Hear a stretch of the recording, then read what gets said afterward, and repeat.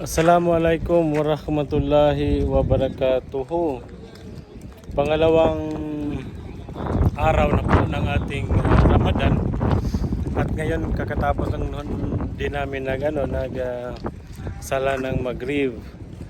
At dito na lang tayo sa labas na nakapagsala dahil puno sa loob. Medyo na late tayo ng kaunti kasi yung sa pag-i-iftar natin, napakarami din ng daming tao ng ating Miss Hall, kaya nahirapan tayong singit ng pwesto dahil marami tayong bisita sa iba't ibang kampo na dyan din sa ating Miss Hall nag-i-iftar. So ganun pa man, nairaos na rin natin ang ating iftar, ang ating salatul